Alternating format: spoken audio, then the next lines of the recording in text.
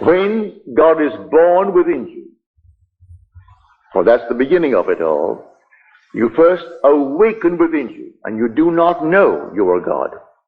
You only know that you have awakened from the most profound sleep ever, and it seemed like eternity. You did not awake on the bed where you fell asleep the night before. You awoke in a tomb, and the tomb is your skull. And you awake within your skull, and you are all alone. There's no one present. But you have a built-in innate knowledge what to do, and you do it, and you come out of your skull as a child comes out of the womb of woman. But you're coming out of your own skull, and you pull yourself out of your own skull. God actually took upon himself the limit of contraction, which is man. Now he is born, the birth being an expansion. There is no limit to expansion. God is forever expanding. And then, at a moment of expansion, he then has a new venture of contraction. Then he expands beyond what he was. Then he contracts. Then he expands beyond what he was. And that is God's play. There is no limit to expansion. He puts a limit to contraction. The limit here is man. So when you break the tomb, you come out and you are God. So when he said to me, I laid myself down within you to sleep. Who said that? The depth of my own soul. The Lord said that. I laid myself down within you to sleep. And as I slept, I dreamed a dream. I dreamed, and I knew exactly what he was dreaming. He's dreaming that he's I. And when the dream is over, we aren't two, we are one. No longer will he simply treat me as something on the outside, an emanation of his. No more the emanation. He cleaves to me, and we become one being. So a man leaves his world, his father, his mother, everyone, and cleaves to his wife. And this is the wife, the emanation of God. Yet, though his emanation, it's his wife until the dream is over. When the sleep is over, we aren't two, we are one. And I know that when I awoke within me, I wonder, how did I get here? Who put me here? For this is the tomb. This is a sepulchre.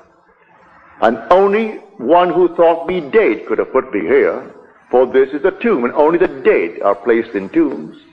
So someone, I didn't realize then that it was a deliberate act on my own part. I laid down myself. I have the power to lay it down and the power to take it up again. For I am the resurrection and the life. So he entered death's door, the human skull, and laid down in the grave of man. And there he dreams the dream of life. And this is the dream of life. And one day, it comes to the end, and he awakes where?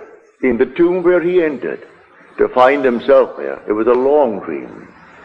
Thousands and thousands of years he's been dreaming this dream. You didn't begin in your mother's womb 70 years ago, or whatever year you may be. That's only a garment woven for you. You are eternal. You have no beginning and you have no end. Never was there a time when you were not, nor shall there ever come a time when you shall cease to be. Beginning and ends are all dreams. It seems so real, but they're all dreams. But you have no beginning,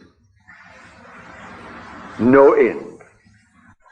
And when it happens in you, well, what a joy. I can't tell anyone the emotion that possesses you, and then you really are like one possessed. You walk in the dream of what happened, and you cannot think of anything but, really.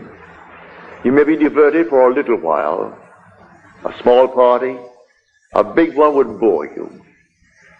A few friends, yes. A large crowd, no.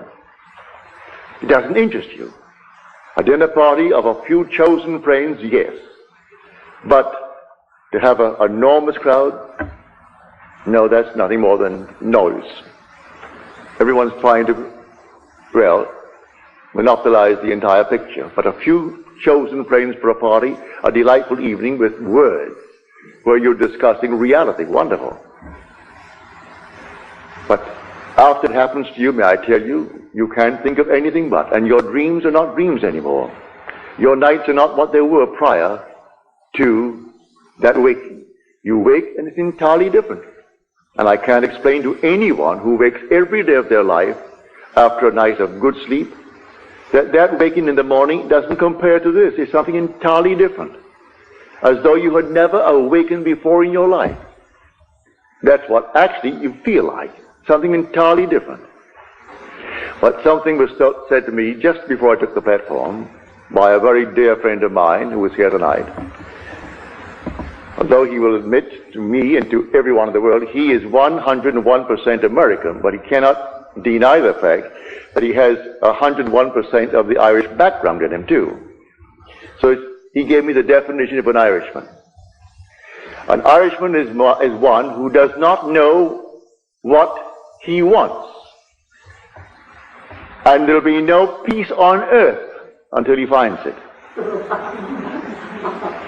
Not exactly his words, he told it much better than that. But that's the essence of it. He does not know what he wants, and there'll be no peace on earth until he finds it. Well, that's the whole vast world. Ask him, what do you want? He doesn't really know what he wants, because what everyone wants is to find the Father. And you can't find the Father without the Son. Basically, we're trying to find the cause of the phenomena of life. What makes things happen in my world? He told me, years ago, long before he met me, he had these sort of daydreams of, talking to a crowd. Maybe going on radio. Maybe on TV. Here out of the blue, someone came into his restaurant in Ojai and offered him a series of lectures here in New Mexico. Possibly send him into Arizona. She can arrange other things for him. And the whole thing is done. But he remembered these daydreams. Most of us don't remember. And when we are confronted with our own harvest, we deny it's our harvest. So I tell you, there is no such thing as an accident in this world. No. There is no such thing as a natural cause. Every natural effect has a spiritual cause. That is an imaginal cause, and not a natural. A natural only seems. It is a delusion of our fading memories. We can't remember when we set it in motion.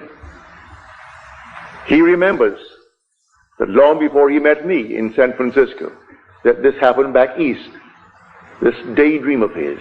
And now, suddenly, out of the nowhere, a seeming stranger comes into his world, listening to him in his restaurant, carried away with what he had to say, the way he said it, is moved to arrange this thing for him.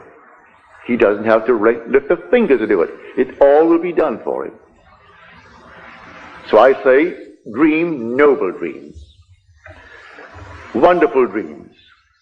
If they don't come to pass tonight, tomorrow, or next week, you keep on dreaming them. But try to put yourself into the dream as though it's taking place. And try to live in it. Be possessed by the dream. And see the whole thing unfold within you in this world of Caesar. Always bearing in mind the real dream. It must come to an end only when it's fulfilled. And the story is the fulfillment when you awake. For resurrection is waking. It's not gathering dead bones together and putting flesh on it. It's simply awakening. You are sung to sleep and you awaken like a man out of a deep, deep sleep to find yourself in a tomb. But you have the strength to break the bonds of that tomb and to come out of that tomb. And when they come to search for the body, they've taken away the body. They only knew you by reason of the body that you wore, and that's taken away. They can't see you. Him they could not see. But he was fully aware of everyone round about him, in spite of all the pain you've gone through and all the horrors of the world. For this is a nightmare. Can't confine it only to the night, it's a daymare too, with most people. So I tell you, at the end, it's not a reward, it's simply victory. You had plotted and planned the whole thing before you entered the tomb. You prepared a way for your own return to whom? To yourself. I came out from the Father, and I came into the world. Again, I am leaving the world, and I am returning to the Father. And that's the story of this week. So as far as Friday goes, Good Friday, save your tears. The crucifixion is over. And it was a voluntary act on your part, which is God's part. You laid yourself down in a tomb for the purpose of dreaming the dream of life. And in that dream, you suffered. You knew you would. As you're told in the 24th chapter of the book of Luke, again you're told it in the 18th for that matter, but the 24th. O foolish men and slow of heart to understand all that the prophets have written and said about the Christ. Was it not necessary that Christ suffer these things and then enter into his glory? It's part of the training. These are the furnaces. Now let us go into the silence.